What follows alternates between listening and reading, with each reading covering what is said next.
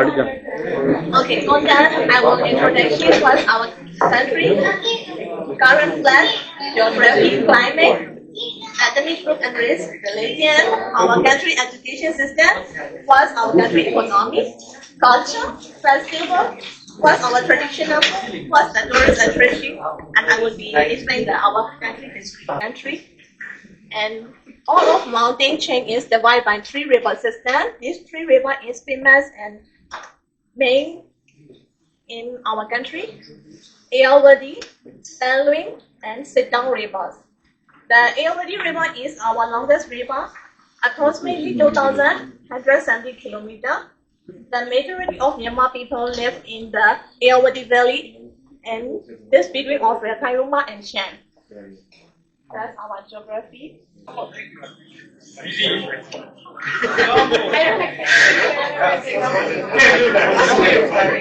one more time. Hello. There we go. Dr. Miller would like to say a few kind words to Dr. Ben. All right. I probably said this before these meetings, but something like this is kind of a touching moment for me. Dr. Baliga and I started at St. Cloud State at the same time back in 2001, and so it's been a long road since then. And it's been fascinating to watch how he's built this program from the very beginnings to what it is right now. He's taking off now for a little bit of well-deserved rest and relaxation. I have to work for another 10 or 15 years to try to catch up with everything he's accomplished. So, again, I just want to say thank you, Dr. Baliga, for everything you've done. You've done a fantastic job, and now the pressure's on, Dr. Shaw. It's all up to you. That's okay, I'm doing the moment.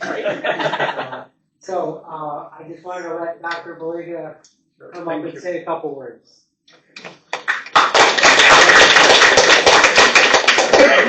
Thanks, Dr. Miller. So, as Dr. Miller said, we joined at the same time. We were tenure track faculty, and when we came, the school was in the growth mode. So there is a saying, when the iron is hot, that's when you have to hit it. If you don't hit it when the iron is hot, you'll spend a lot of effort, it won't. So when the school was in expansion, we took the chance and we started two programs, Dr. Miller and I, mechanical engineering and engineering management. So the combination is really bad because students would come to do mechanical engineering and say, engineering management, I want to go there. And they would jump from mechanical engineering to engineering management. And the same thing, electrical engineering and coming to engineering management. And so the programs, was popular. But more than that, the engineering management has been successful because of the diversity in the program. Even though we have a lot of students from India, I've traveled to 25 countries from St. Cloud State. Algeria, Morocco, Tunisia, Kazakhstan, Pakistan, Sri Lanka, Nepal, many countries all over, trying to bring students from Egypt and so many different countries. And this is a really good testament. From Pakistan, we have a really good, contingent, and I hope, in years to come, we'll only grow the students from Pakistan and also add more countries like Peru and others. We get 2 students and then nothing, and then get Colombia 2 students. But we haven't had that large groups that come. Because think of it, in the class this year we have students from 13 countries. No program on campus will have the diversity of engineering management. And this is the time for you to meet, interact with students. It's easy to talk to someone sitting next to you. When you go into a job, it's going to be difficult for you. So you should interact. And one of the things I used to do when I was teaching is, you should not have a partner from your own roommate or from your own country, because you need to interact. But a lot of students are comfortable in their comfort zone, talking the same language. It's okay, but take opportunity of the diversity here. You'll miss it. You'll really feel rude that when you go into a job, there was someone from Brazil or Peru, I never knew anything. I didn't even interact with them. Interact. You don't get those chances, right? America is the place where students from India and Pakistan can, play and cricket and everything they can do together. But you go into those countries, you can't. The only way to meet each other is go to Dubai. So this is an opportunity, right? That's how Middle East is. Dubai is doing good. Many of the business people here, they want a meeting in the two teams in India and Pakistan. Say, okay, both of you come to Dubai. No visa needed. We'll do the meetings and then you guys go to your country because you can't go. You can't get a visa to take the program to the next level.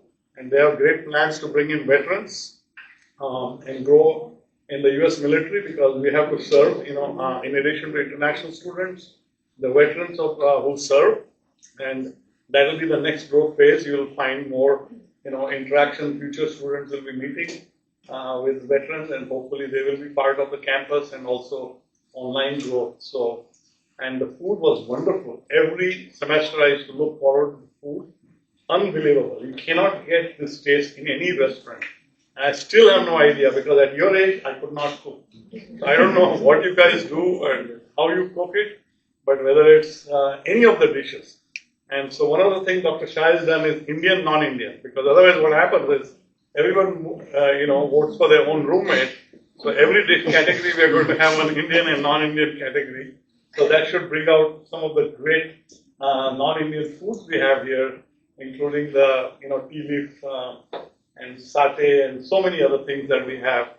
And then of course there can be an hour discussion between what food is Pakistan and what food is India. And Professor Suri really knows everything. He just told me butter chicken is Peshawari, not Indian, and many other things. So that is, you have to make sure the categories are right over there. And so everyone, thank you so much, and thank you so much. Announce the winners. The winner from the sites is from India, which from?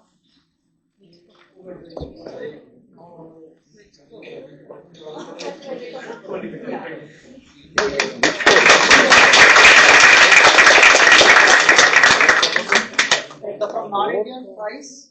Next is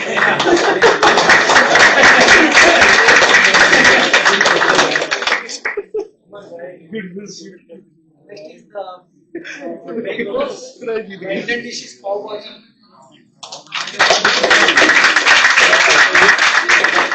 The non-Indian dish is chicken karahi. And the dessert Indian dish is laddu. That's made by me.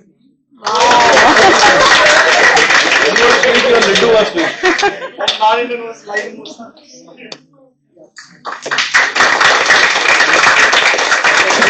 The winners get a. We started with MEM program at that time, and then we started the executive engineering management program. Right? But that time the executive program was also called the MEM, right? But it was in St. Paul. We started there over there in collaboration with Metropolitan State University. And right now both the programs have grown so far, right? And we started with 5 students at that time. 7 students. And right now we have, we reached even the peak of 70 students in the class, like 2 or 3 years back. And right now we are at 45 or so in the class. So the program has grown tremendously, under his leadership. And he has a great vision, on how to grow the program, how to bring in more students. We had the program back in St. Cloud in those days. When I joined in 2008, I also was teaching in St. Cloud. We had a small class size of 20 students or less, during those days. And we had night classes over there, in St. Cloud. And this campus was not even there at that time. But we had the Maple Grove campus that started in 2012 or something like that, right? 2012. And we thought we should move our program along with the MedTech programs to the Maple Grove campus. We had a Maple campus, we had the vascular solutions building. We had that particular site, and in that building we had our MEM program. Dr. Baliga, with his vision, he worked hard to bring the program to the MEM campus in the Maple Grove, and then the university decided that we want to switch to Plymouth, and that when we moved to Plymouth in 16 or something like that. So we have been since then at the Plymouth campus, and this is the site that they bought at that time after the Maple Grove. Maple Grove was a smaller location, and they couldn't fulfill this, and obviously we had the lease that was ending, and we had to find another option. So this has worked out great. We have a great signage at the Plymouth location, because if you drive from 169 and so forth, you can see the St. Lord State building location over there. So ever since we moved the program to Twin Cities, we got more students in terms of international, and the students whose spouses were working, and working spouse in H1 or whatever, and their spouse could join, even the people on H1 could join the executive program. So obviously this site has also brought in more work opportunities, because all the companies, majority of the companies are in Twin Cities, right? And so everything has worked great, under his leadership. And he still has more vision for the program, but unfortunately, he has planned to retire. So that's really unfortunate. But I'm very proud and happy that he is leaving with a good note, and seeing that all the program has succeeded so far. And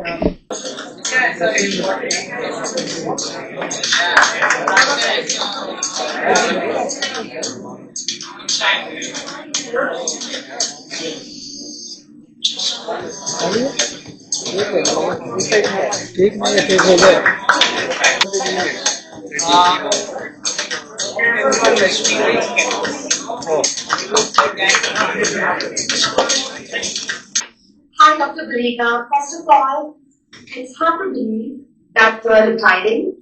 And I think St. Cloud State University should keep you forever, because I have not known a professor who has impacted so many students' lives, including mine. So you have been more than just a professor. You have been a huge support system for all the international students. And right from helping us with the admission process, to teaching us courses like quality engineering, and answering a series of questions regarding CPT and OPT, you have always went the extra mile, sir. And again, I will never forget your support during my research project that I did in 2022, which I got to present in ASEM conference in Tampa, and that experience was invaluable. And you also took time there to guide my husband, so you inspired him to join EMEM classes. So I still jokingly tell him that, hey, you missed out the opportunity to directly learn from Dr. Balika. So you will be truly missed, sir. I just want to say thank you for everything, and I just want to wish you a very happy retirement. Thank you.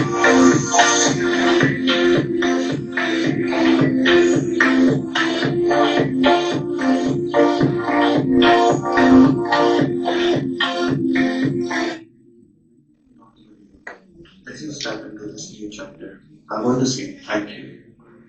Back in the MEM program, Dr. Balika was not just a professor, he was a mentor.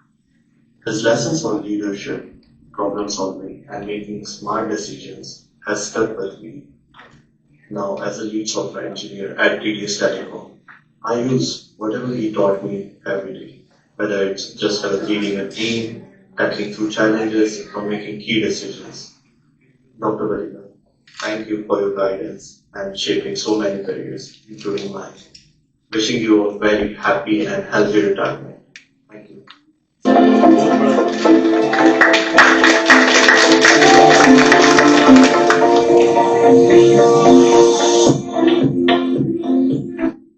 Hello, Professor Balika. I hope you're doing well. I want to take a moment and personally congratulate on your retirement.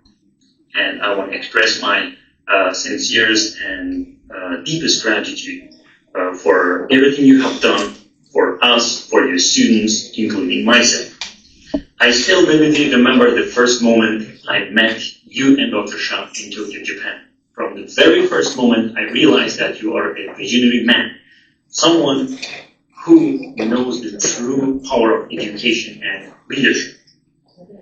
The ability to see beyond the present and prepare your students for the future is something that I really inspire.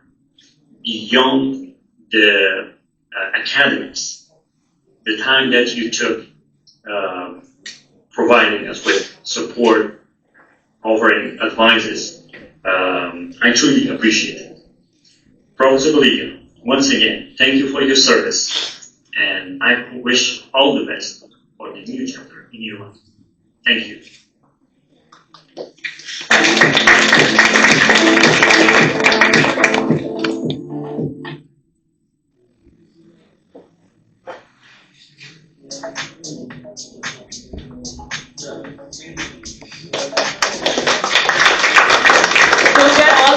Some of the students that we could capture, in the video, and some things that we could write for Dr. Baliga for all the great support, mentorship, shaping their careers, giving them advice, all these years, and so many students with hearts and lives he has touched towards 24 years of this service.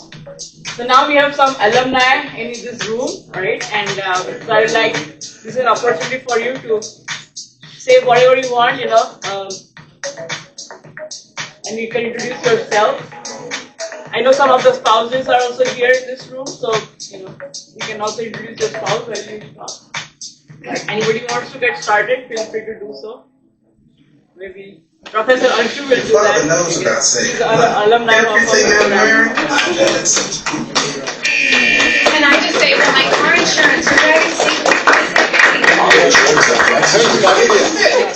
You're so popular, right? Well, I think I have mixed feelings today because Dr. Baliga is leading the program. But I think definitely I agree with the person that he has impacted a lot of life. But one thing we learned from that day, that he does a lot of research. Okay, so if anybody thinks that he's retiring and he's gonna be relaxing, sitting on somewhere nicely maybe on a beach, that's not what he's gonna do. I think he will be doing a lot of research. Okay, and so. And then whenever we talk, I still talk to Dr. Baliga. So, and whenever we talk for hours. And so that's what I think, what he was saying earlier today, that try to be friends with your teachers, staff, among yourselves, because it goes long way. The students he was talking about, the Nepalese students, they all moved to Phoenix. They had been asking me to come there also because we were the first group. But I am not leaving Minnesota, at least for a few more years, until my son is graduated. But I think this is the bond you guys can have here. So I see a lot of Pakistani students, Nepalese, Indians, South Indians, and I see these days I've been seeing the students from the Indore, Madhya Pradesh, right? So I see a lot of people, they are in the groups, always in the groups. And one thing what Dr. Baliga also said, mingle among yourself. So when I see all the Pakistani students sitting on the same table, I'm like, no, they're making a mistake. When I see all the people from Indore sitting on the same table, so try to merge, right? At least in the class. And when you're making the groups, try to mingle among yourself, because I think, and also one thing I always keep on saying, that the learning is happening in the class. When you go out of the class, you are among your friends, who you are comfortable with, from your language, from where you come from. But when you're in the class, then at least collaborate, mingle among each other. And that's the learning, that's the, I think that's a learning you're going to take with you. Coming back to Dr. Baliga, so I wish you good luck, sir, and we will continue to talk. He had been my mentor. In almost every single situation, I could go to him and ask him what should be my career decisions. And that's why I'm still here, where I am, because people who have moved out, they have really gone high in their career. But I'm happy here. But I'm taking the advice from Dr. Baliga that what is important, what is not important. So thank you very much. Thank you very much.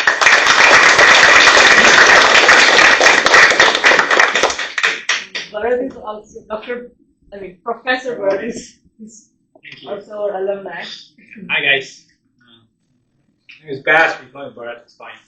Bass Bharat. I was Dr. Baliga and Dr. Shah's 2014 class, 2015 class. And since probably not last semester, probably 2 years ago, I've been managing faculty here teaching supply chain management. And it's been wonderful to interact with everyone here. Love learning, and needless to say, I learned a lot from. It kind of sounds like a broken record. I really am trying not to say that, but it is. Funny enough, this whole name, Bass, that was coined by him. It's just like his best advice is: your name is too large or too long, shorten it, right? I never figured it out, right? There's always a Jim, Dan, Don, yada yada yada. 3 names, the 3-letter names is common in the US. So have one. I'm like, okay, why not? And I'm not super attached to my long name either, so like, who cares? So there you go. So that's how the name was born, right? So, I really am trying not to overly praise people. I don't like people praising me. That's my way of looking at it. But I think what I learned is something that I would like to share. So, there are so many decisions and experiences I've gone through that has come from guidance from mentors like Baliga and Shah and many others in my professional and academic career. And I try my best to feed forward, right? So give it to others so that someday they can say, hey, Bass was being nice to me and try to give some advice that worked out, right? Hopefully more that worked out than not. So I guess that's how I see it. It's a wonderful example. Someone I aspire to be. Thanks.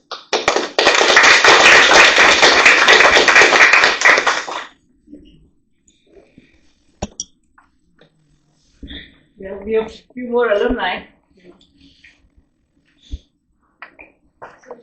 Yeah, go ahead. Introduce yourself and say where you work and all that. And then. So, hi everyone, this is Ruchi Jarbari. I came here in the US in spring 2020. It's been 4 years now, almost, 4 years. I'm so grateful that I joined engineering management program. I never knew that. So after I came here is when I got to know that you can finish a subject or a course in just 1 year. So I made good use of it. At that time COVID was hit, so I was very tense if I'll ever get a job, or is it gonna take more time, or is it gonna work out? But I must say that if you're learning from Dr. Baliga, Dr. Shah, Dr. Gary, if you're taking this course, their notes, their learning, their teachings, 50% of your work is done. Rest 50% is your hard work. So right after 1 year, and I think January 2021, I had the offer letter. So I couldn't believe in myself. So that was like, but of course, I had given a lot of interviews. Even each and every project that you go through, I still remember my Medtronic project. That was very, very important. It helped me in my resume. It helped me even in my interviews. Like, it has an impact when you talk about your work that you did in Medtronic, or even the projects that you, even your capstone project. Everything is going to be very, very helpful in your life. You don't realize at that time, as I was talking to Dr. Shah, I was just telling her that after a few years, you get to know that, okay, every course, every subject, every lecture was important. So I got fascinated for quality engineering after learning from Dr. Baliga, of course. When you learn quality concepts, you realize that, okay, it's a vast industry.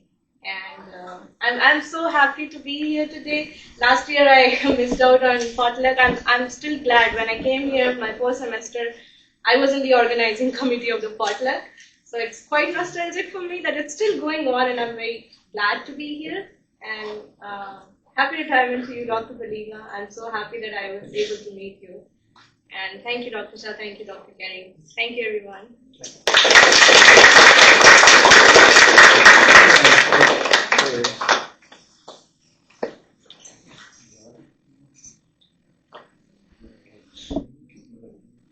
Last. I know. Hi, hello everyone. My name is Victor Rojas. I currently work as a logistics and heavy haul specialist for BMB Transportation. And I came to the program back in 2019. So I think everybody knows how great has been Dr. Valiga for mentoring us in terms of education, in terms of everything that we needed about jobs, every information that we needed. But I also want to share an experience how he also mentored us in terms of culture, or how he supported us also in terms of culture. So the program is, I love the fact that there's people from everywhere around the world in the program, but also I'll never forget that you gave the chance to go to Bogota for the first time and talk to a lot of people, trying to bring more Colombians, trying to bring more people to the program. It was something amazing. Also, I will never forget how you also supported my organization. Back in 2020, we had a big event for the Latin American Students Organization. And Dr. Valiga went all the way from here to St. Cloud just for a couple of hours just to see us performing on stage and food and everything. So I just want to say thank you, Dr. Valiga, for helping us, mentoring us, and also supporting us in many, many ways. Thanks.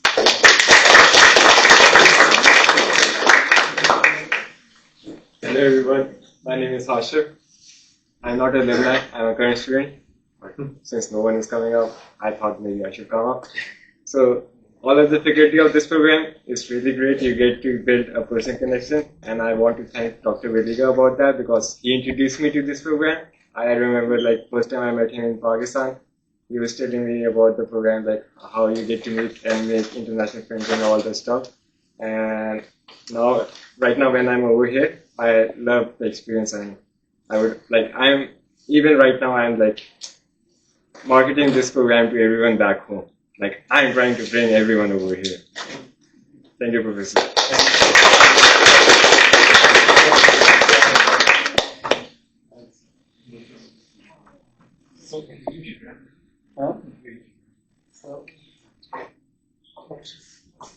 I'll go Dr. Shah. Oh, okay, follow.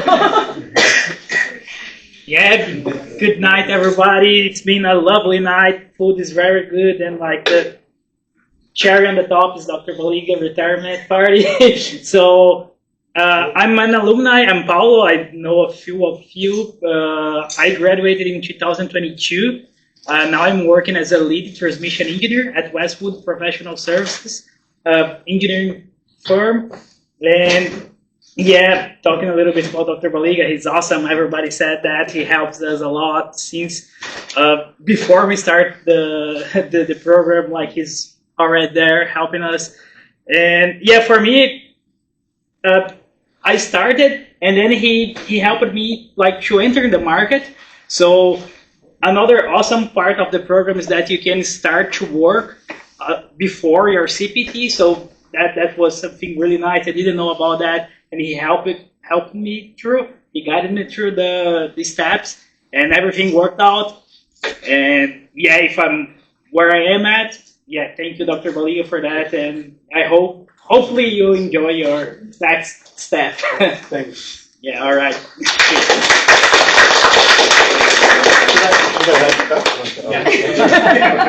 Okay, I'll wrap it up with okay, one last. So, when everybody is talking about Dr. Baliga's final farewell, so I thought I should also add some words. It's really hard to even consider that Dr. Baliga is going to leave us, but still we'll stay in contact. And I had been like going through some previous posts over the social media, and I would like to say that it's the legacy that he has created, to be very honest. And just like for a moment, I would like to say that put your hands together for the best all of the best things that he has been doing. And yeah, honestly, like the profession that he had been taking, the teaching profession is a supreme profession, that I could say that. Because you are going to like add values in a true way. Like you are going to add values in the next generation actually. I had been teaching as well, like for like 4 to 5 years after my intermediate, like when I was doing my engineering, I was also like teaching to matric and intermediate students, and also entry test students for the engineering class. The way they communicating with me all the time, I feel like very honored, and still they are in contact with me as well. So I think like this is one of the best way to serve your community, to serve your people. Listening to them, reminiscing when I was myself of your age, hearing your passions, your career goals, is a spark. It adds. So it's a two-way street. What I got is 100 times what anyone might think I did, because in my belief in life is creating credit. And the day you expect something in return, then whatever you do is with a motive, which means there is no value in that, right? So without that, you have to go on helping. It doesn't cost us anything. When people say thank you, I say, well, I had the ability to do it. I didn't spend any money. I didn't do anything. It's free. So when you help people and others, it may have a big impact on their lives, but it doesn't cost you anything. So that's one of the things, lessons in life I learned. But students give to professors a lot more than what teachers give. The interactions you have, students, some of the students came, they discussed personal issues they had, they said in various incidents in life, it may be a small thing they give, but we also learn from them, some great ideas and great ways of looking at life. So thank you everyone for whatever you have given me. I think we are, it's quid pro quo, which means everyone, whatever you gave, I took back. I think I took back more than what you gave me. So thank you so much.